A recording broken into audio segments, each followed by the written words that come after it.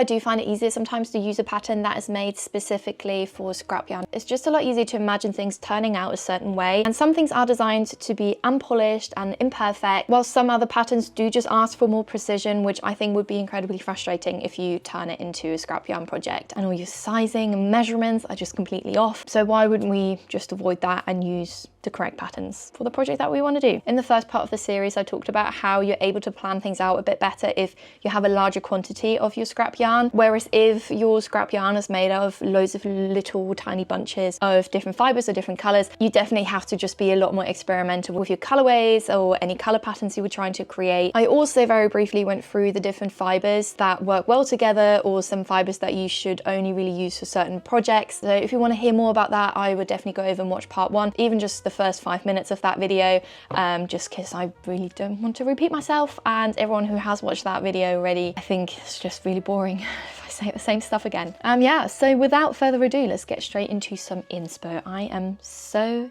excited to talk about this with you guys. So first up, I want to look at Miu Miu, because loads of their products are actually made out of crochet. They have loads of different ones, but they specifically have a kind of like scrap yarn range. So they've released these little bags, which are super, super cute. They've also done some bucket hats, and they always put their logo on there. They've made these really cute scrunchies, which I shared in my last video. I've actually recreated these, and they're one of my favorite scrap yarn project ever. They also worked on some more clothing items, so they made these skirts and the top. They also made these really cute shorts, which I am obsessed with. They also, I want to say, let me go on Pinterest. I'm pretty sure they also released some trousers, and if that's not Miu Miu, then they look very, very similar to that. It's these ones. I do think they're from a different brand, but I love them. I love how imperfect they are. I love how all over the place the different sections are.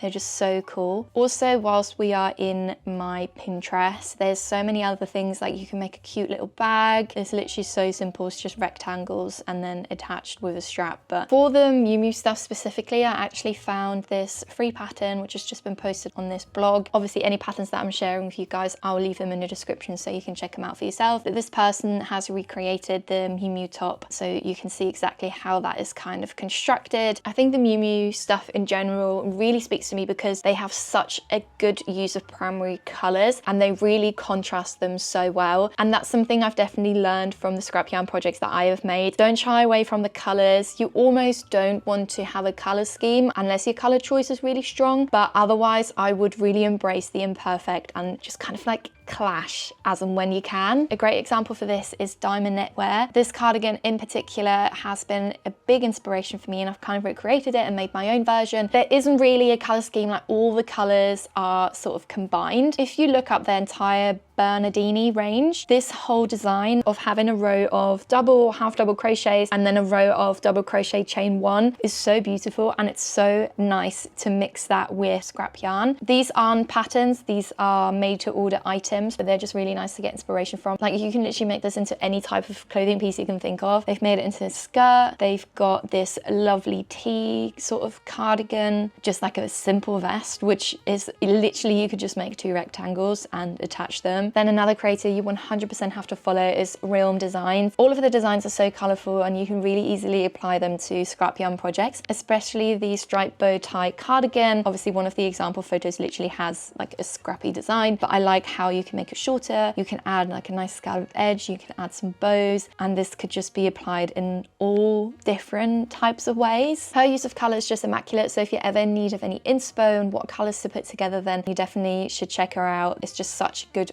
reference on how to use all your different scraps. There are loads of different granny square designs as well, which I just love for scrap yarn. It's just the ideal thing to make. Then I wanted to share a couple designs from Josephine Dyring. Again, all of her use of color is excellent, and I get so much inspiration for her. One of the designs I wanted to show you is the bowling bag. This is just so perfect for scrap yarn. You can literally see in her example photos that she's using scrap yarn. You can see the different texture, the different fibers she's combining, and the color changes don't have to to be perfect. It's kind of, it adds to that flair of this bag. It is so adorable. And then the other pattern is this Rosetta scarf, which is so cool. It is kind of a granny square project, but the granny squares are different. Obviously here they're circular, and this is just so perfect for scraps, especially when you have a bunch of scraps that are smaller and you wouldn't really be able to get like a nice full row out of any of that. Then you have to make some granny squares, and this scarf is just too good to be true. I like how this is a spin on a granny square scarf, but it's just slightly different. Then one designer who is the master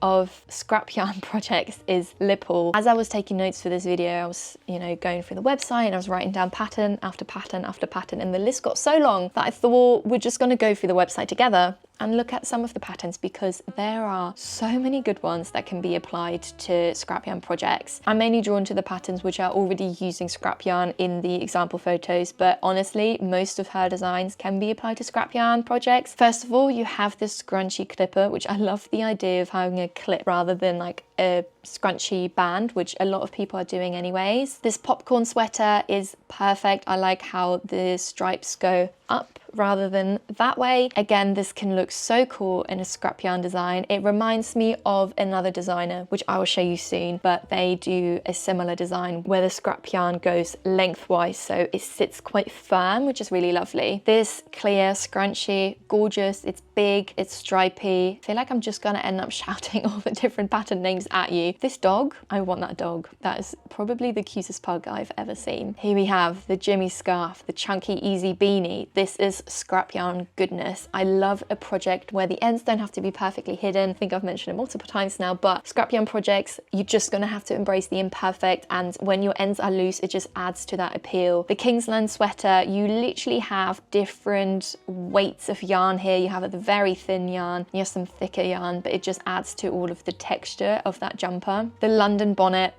so cute. I love the different types of color application. I've actually made my own bonnet design, but I've never thought of making the bonnet in this kind of colorway. I am just obsessed with it. Like, you can just imagine that in the winter with like a full black outfit and then you just have a scrap yarn bonnet on. It's so chic. The Milo hat, I don't think this would suit me at all. I think I would look insane if I wore a hat like that. It's very cute. Okay, we have 3 in one go. The Cocoa panty, how adorable. If you make that with a nice cotton or like a swimwear yarn, this at the beach, gorge. The Leon beanie, I love a garter stitch and I love a garter stitch beanie and I love scrap yarn, so this beanie is perfect. And it's free. It is literally free, so go and get this. Then the Caesar, I mean, oh my god guys, it keeps going. It literally keeps going, but I'm gonna talk about all of them because I love them. The Caesar top, this is lovely. You can see how sometimes she only used a strip of one color. The Olympi sweater, gorgeous, gorgeous, gorgeous. I might have to do this because I love garter stitch. In part 1, I spoke about the garter stitch bodysuit that I made with scrap yarn following the pattern by Josephine Dyring, and this would literally be the equivalent but for an adult, because I'm not going to make a bodysuit for myself. The maxi scrunchie, I have shared this so many times. I'm obsessed with it. I believe I have bought the pattern. I've just never really gotten around to making it, but it's so cool. Like, this is what I mean. It elevates an outfit. She's wearing a pinstripe blazer and then a super colorful scrunchie with it. It's just the coolest thing ever. The Apollo bag, a little scrap yarn bag, another scarf, and then this Cosmo tube top. This is a mix of stockinette and garter stitch. It looks gorge. I love it. Here you can see she used more of a fluffy yarn, more of a mohair. Still works really, really well. Looks gorgeous. This balaclava, obsessed. I can't get away with wearing balaclavas because my head's very round, so anything that's super tight, I'm just giving moon face. But if I could pull it off, would 100% do this. I'm really manifesting that they're gonna release a book because I would 100% be buying that. Then, like I said, some of the Lepore stuff really reminds me of this designer. I scrolled all the way down to her page because this is when I started following her, and she did a lot more different types of scrap yarn projects back then.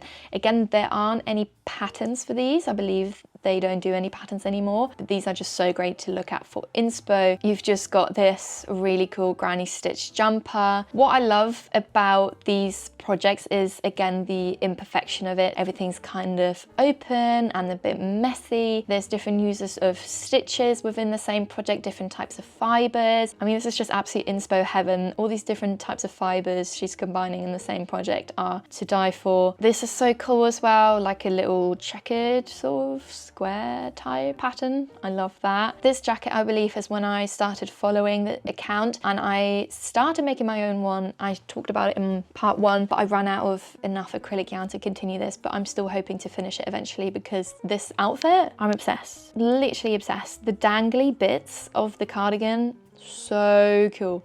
So cool. Nice little scrap yarn beanie. I think she's just such a cool person anyways. I think she could pull off anything. This vest I was obsessed with for ages on Pinterest. I love it so much and I think I made something inspired by that as my very first knit project. And then as you go up, she kind of gets more into knitting, but the color continues. So there are trousers, there are dresses. I like the combination of scrappy and then with just one normal color together. It's just so cool. Like, you don't just have to make a scrunchie. If you have loads and loads laying around, you can make a big project with it. There's two-piece, the jumper and skirt combination. I thought about that all of the time. You can see here how she's wound up all the different scraps together. Just so clever.